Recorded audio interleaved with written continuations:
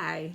Okay, so we're now continuing on the study for the Book of Esther, and I'm going to confess that this is my least favorite chapter in this book, chapter 2, and one of my least favorite chapters in the entire Bible.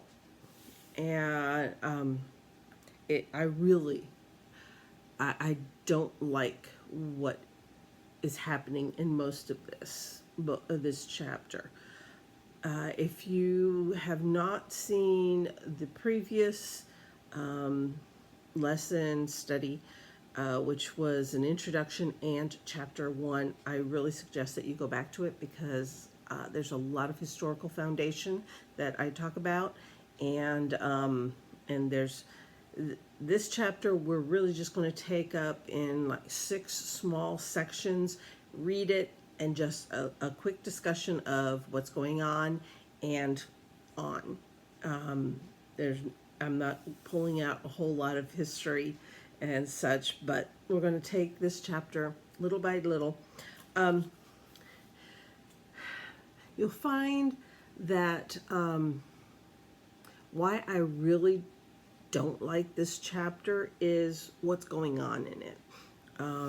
The idea of going around a kingdom and basically taking any attractive girl that they see, the most attractive girls, and basically the 99.9% of them will never see family again, will never have a husband or children necessarily. Most of them won't, and all of them will not be able to return home. It's really not right, to the point that it really upsets me. And in the 21st century, you think, well, yes, this was so many thousands of years ago, and things have changed, and it was the norm then. I mean, King Solomon had 700 concubines, so obviously there were a lot of this going on. And you think, okay, well, this is the 21st century, this is not acceptable behavior. Yet we know that clandestinely there are people doing this, and even worse, we know for sure it's happening in North Korea, because we've seen the pictures, we've seen video, we've seen conversations with former North Korean people who have seen it firsthand. And I'll talk about it a little bit more when we get to that section of these 6 segments of this chapter. It's just, yes, so against everything that I believe in, and the sanctity of the individual. And yeah, it's hard to like this king, but he's not the only one who did it, and he wasn't the only one who continued to do it. And yeah, it's annoying, really. Okay, so we're going to look at chapter 2 of the book of Esther and get ourselves into the story and actually meet Esther and her cousin / uncle. The Bible calls him her cousin, but many people think that he was probably the cousin of one of her parents. So he's more like an uncle age type thing. So he's raised her. Let's get into it and discuss it as we go along. Chapter 2, verses 1 through 4. Now, if you recall, at the end of chapter 1, we left King Ahasuerus without a wife, without a queen. He had a harem, but he didn't have a queen. Verse 1. Later, when the anger of King Ahasuerus had subsided, he remembered Vashti and what she had done and what he had decreed about her. Then the king's personal attendants proposed, let a search be made for beautiful young virgins for the king. Let the king appoint commissioners in every province of his realm to bring all these beautiful girls into the harem at the citadel of Susa. Let them be placed under the care of Haggai, the king's eunuch, who is in charge of the women, and let beauty treatments be given to them. Then let the girl who pleases the king be queen instead of Vashti. This advice appealed to the king, and he followed it. Okay, so here we go. Remember, there are 127 provinces. So you know that no province is only going to send one girl. So we're talking about hundreds and hundreds of beautiful girls for his harem. And if one pleases him, he can choose her to be his queen. Again, he already has hundreds and hundreds of girls in his harem. Why not just pick a queen from there? Really? We really have to go and grab a bunch of other girls across our kingdom? Yeah. But this advice appealed to the king, and he followed it. Really? Okay, so here's what, actually this past weekend, I've gotten mini hooked on watching YouTube videos of North Korean defectors who are now living either in South Korea or in the United States. And I think there were 5 different people or groups or some, about that. And one of them is a young woman, probably now in her 30s, very pretty. And she's talked about the, what's the official word, the pleasure girls or whatever of North Korea. And she explained what happens. Officials go to all across the country looking for the most beautiful girls, and they will range in age between, in our years, anywhere from 12 to 14 years of age at the time that they are picked, and then they're brought to the capital, and some of them will end up just being like waitresses in the palaces, or cleaning girls for the palace and the different locations of the dictator. Others who are talented, who can sing and dance, will be part of the pleasure girls that sing and dance, and they are very good at it. And then there are the ones that are chosen, the most beautiful are chosen to be the sex girls. Yeah. And then, and they are groomed and trained, and everything that the dictator sees has to be a beautiful young woman. And she was describing how the different dictators had different tastes in what they were looking for, and all of the details of that. And then when they turn 25, they're considered to have aged out, and they are then married off to the higher ups in government, the generals or the people in the government. And they get to choose their husband from photographs. They don't know them. They just look at pictures and go, okay, I'll marry this one. And it's acceptable. It's what happens. And when she's describing that, it just reminded me of this chapter. And this chapter reminded me of that video. It's going on right now. And so, as affronted as I am with this chapter, the fact that it is going on right now in full view of the world, it's not hidden. It really angers me. It really upsets me.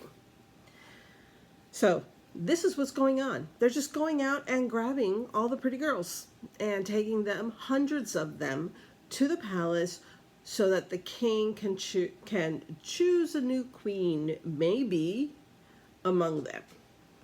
So the next section that we're going to read is verses 5 through 7.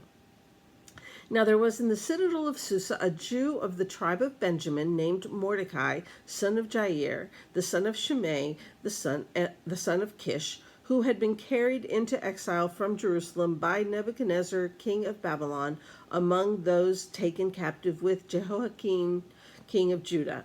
Mordecai had a cousin named Hadassah, whom he had brought up because she had neither father nor mother. This girl, who was also known as Esther, was lovely in form and features, and Mordecai had taken her as his own daughter when her father and mother died. So we finally get a little bit of background on Esther, Hadassah, and her cousin Mordecai. We're just meeting them here. All we know is, we know the lineage of Mordecai first comes from the tribe of Benjamin, which is the smallest tribe, but also the tribe of King Saul. So, and apparently it was his great-grandfather that was brought captive into exile, carried into exile by Nebuchadnezzar, king of Babylon. Remember? So this is at least, it's more than 70 years later. So in those 70 years, we've gone from the great-grandfather, the grandfather, the father, and now Mordecai, and he's raised Esther, or Hadassah, her Hebrew name. Esther is her Babylonian name, or her Persian name, actually.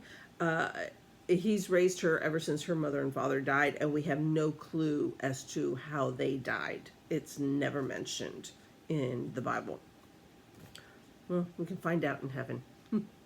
So this is a little bit of the history of who they are, and she is described as lovely in form and features. So when you keep in mind what the first 4 verses of this chapter are saying, and then the next 3 in the next paragraph, it's kind of like, we have an inkling of what's about to happen. I mean, just the progression of this. They're looking for pretty girls. She is a pretty girl. Let's continue with verses 8 through 11. When the king's order and edict had been proclaimed, many girls were brought to the citadel of Susa and put under the care of Hegai. Esther also was taken to the king's palace and entrusted to Hegai, who had charge of the harem. The girl pleased him and won his favor. Immediately he provided her with beauty treatments and special food. He assigned to her 7 maids selected from the king's palace and moved her and her maids into the best place in the harem. Esther had not revealed her nationality and family background because Mordecai had forbidden her to do so. Every day he walked back and forth near the courtyard of the harem to find out how Esther was and what was happening to her. A lot happens in this paragraph, actually a couple paragraphs. So the edict goes out, and she is one of the ones that is brought to the palace in Susa. Okay, something I did not mention in the first segment of this study is why, if they were taken captive to Babylon, why are the kings now in Susa? Babylon was the capital of the Babylonian Empire, and it is technically the capital of the Medo-Persian Empire. But now you have kings who are really Persian, and they prefer the climate in Persia rather than Babylon.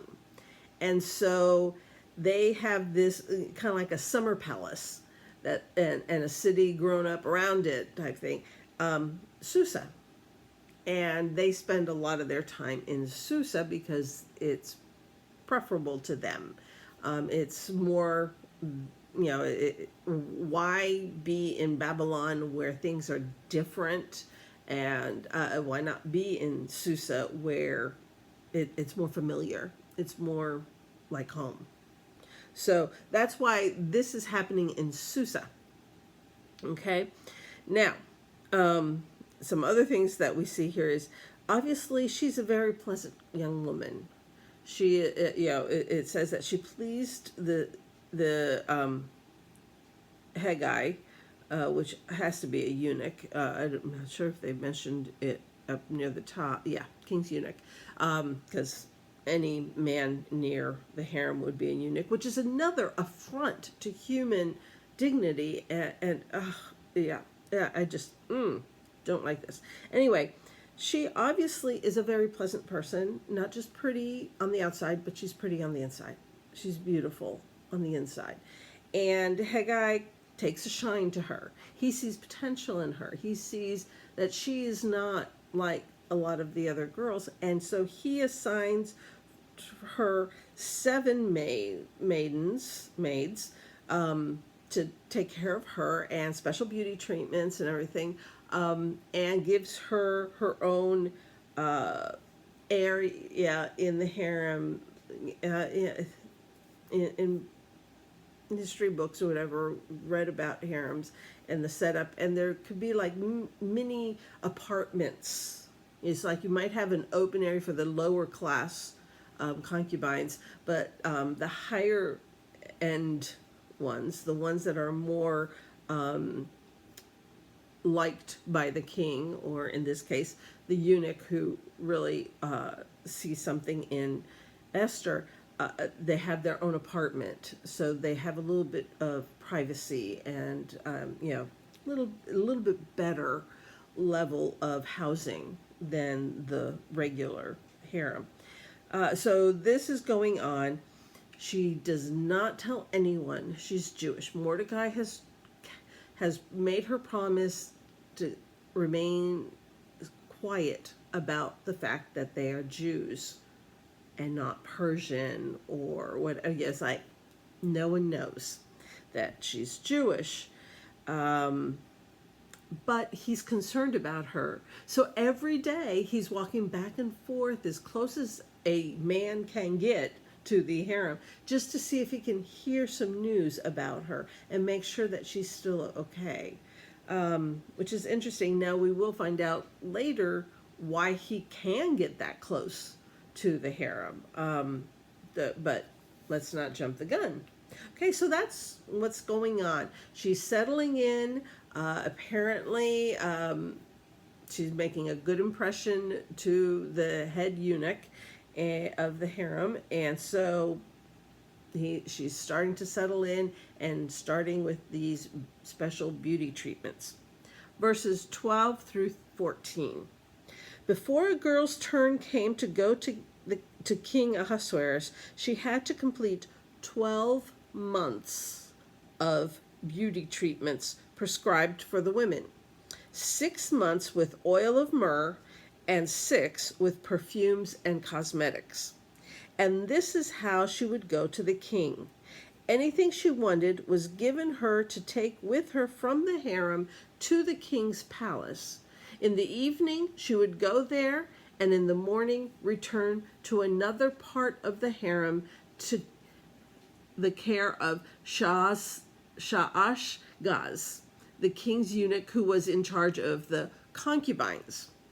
She would not return to the king unless he was pleased with her and summoned her by name. Remember I said most of these girls will never marry, will never have children. Their lives are completely stopped. And they're just now a concubine, and they're just placed in this other section of the harem in case the king ever they with hundreds and hundreds of women, he has to remember their name. They have to be so memorable that he remembers their name and asks for them by name. What are the chances of that? Yeah. So basically their life is done. But they're like, it does, I don't want to jump over the fact that in verse 13 it says, anything she wanted was given to her to take with her from the harem to the king's palace.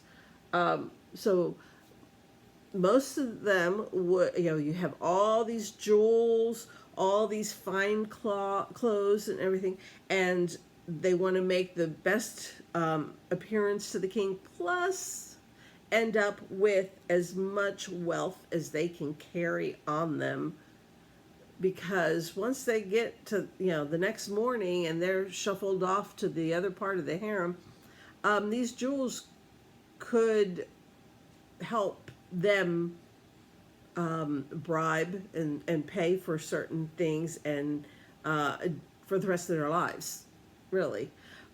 So this, most of them would pick out the most, the most luxurious clothing and the most impressive of the jewels, the jewelry. And also, this is after 12 months of being closed up in the first harem, getting acceptable to be in the presence of a king. 12 months. So for 12 months, Esther is in this other, and that's minimum. Yeah, because if you have hundreds of girls coming, an influx of hundreds of girls coming in, yeah, if it's one a night, every night, that's 365 a year. It might actually take him a few years to get through them all. And so, yeah, this whole chapter, I hate this chapter. I hate what's going on and what it can be read so quickly. But when you really think of what was really going on, it angers. Okay, so let's go to the last portion about this Esther episode, verses 15 through 18. When the turn came for Esther, the girl Mordecai had adopted, the daughter of his uncle Abihail. Okay, so he really was her cousin.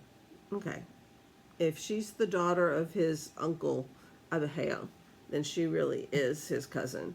To go to the king, she asked for nothing other than what Hegai, the king's eunuch who was in charge of the harem, suggested. And Esther won the favor of everyone who saw her.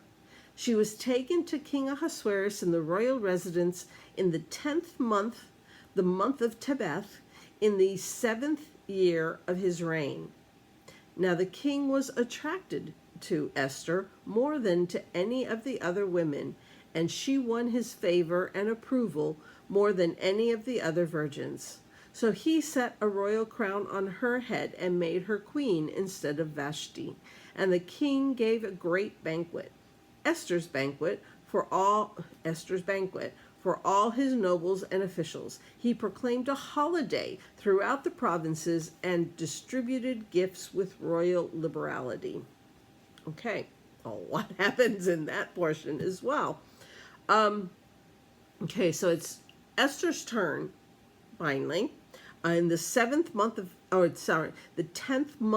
of his 7th year. Remember that banquet where he ended up banishing Vashti from was during his 3rd year as king. So this is at least 4 years later. It has taken 4 years to get to Esther. Okay? Yeah. A lot is going on during that time. So she finds everyone, she takes the eunuch Haggai's advice, and she wears exactly what he suggests. Smart girl. And it says everyone, and she won favor of everyone who saw her. And then the king just, yeah, what are the words here? So now the king was attracted to Esther more than to any of the other women, and she won his favor and approval more than any of the other virgins. So it's kind of like, yeah, you'll make a good queen. Okay, yeah, let's make you queen. It's like he found her more attractive, more favorable than the others. And so he made her queen. Then they had a big banquet to celebrate. Got to have a wedding banquet.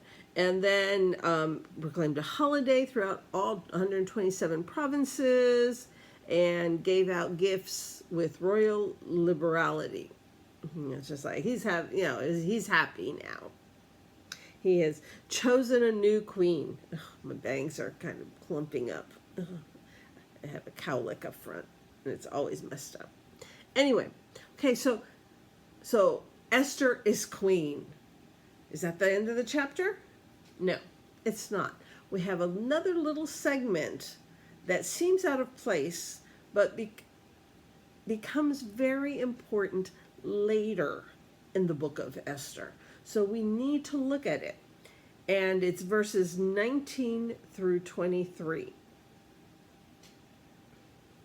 When the virgins were assembled a second time, Mordecai was sitting at the king's gate. But Esther had kept secret her family background and nationality, just as Mordecai had told her to do. For she continued to follow Mordecai's instructions as she had done when he was bringing her up. During the time Mordecai was sitting at the king's gate, Bigthana and Teresh, two of the king's officers who guarded the doorway, became angry and conspired to assassinate King Ahasuerus. But Mordecai found out about the plot and told Queen Esther, who in turn reported it to the king, giving credit to Mordecai. And when the report was investigated and found to be true, the two officials were hanged on a gallows, or other versions can say they were impaled. All this was recorded in the book of the annals in the presence of the king. And every single portion of that is important to remember. The fact that Mordecai is at the king's gate, he's actually, we find out that that's his job. He watches, he's like the gatekeeper. I don't know what that involves, opening, closing, I don't, checking people's credentials, I don't know. But he overhears these two king's officers complaining about the king and plotting to assassinate him. So he's somehow walking back and forth near the harem courtyard, who knows, gets word to Queen Esther. And actually she would probably have her own palace area now that she's queen. Gets word to her about the assassination plot. She gets word to the king about it. When it's found out to be true, they kill the two officers and they write down, because everything has to be annotated and filed. They write down in the book of the annals, they write down this event, and Mordecai is given credit for having done this, for having thwarted this assassination attempt. King does not know that Mordecai has anything to do with Esther at all, even with this. And that is the end of chapter 2. And we really, it's each chapter, it has its own feel to it, its own action. it's like reading a chapter book. It literally is chapters. And this chapter, we find Esther has been brought in. Over a year happens during this chapter. Probably several years occurred during this chapter. And but she is chosen queen, and Mordecai thwarts an assassination attempt of the king, and all seems really good right now. The best outcome that could have happened for Esther in this horrible situation has happened. So she is now queen of a huge empire, a huge kingdom. And Mordecai has saved the king. Okay. What can we get out of this chapter for ourselves, besides me hating this chapter? Have I said that a few times now? Sometimes God allows hardships. He allows the sin of man to seemingly overpower or take control of his people, his nation, his children. Yet we know, because we are thousands of years later, we know the outcome of this story if you read this book. And I invite you to read the whole book if you want. It took me about 25 minutes to read each Sunday while Dad preached. This is something that needed to happen, so God allowed it to happen, so that down the road people would be saved. Literally, physically saved, and hundreds of years later, the beginning of spiritually saved. All because Esther was rounded up with these other girls, but she was made queen. And Mordecai also, by chance, overhears this assassination plot. Both of these things are important, and they become even more important as the story progresses. And in our lives, sometimes it might feel that evil is winning, or is knocking us around a little bit more than we would like, or it's not fair. What's fair about this story? Yet, when you put your trust in God, again, this is really, another chapter about trusting in the outcome, the ultimate outcome, not just for ourselves now, but for God's kingdom as well. And as his beloved children, are we willing to trust that more people will be saved for Christ, for God, and spend eternity in heaven, maybe because of something that we're going through, or it's God's insight and God's wisdom is so infinite and infinitely more than we could ever understand, that these examples in the Bible of when things seemed impossible, when they seemed wrong, yet they came out right, and because of it, even more right happens. When you really recognize that and realize that, it helps us. I hope it helps you. It helps me to really be able to trust God better.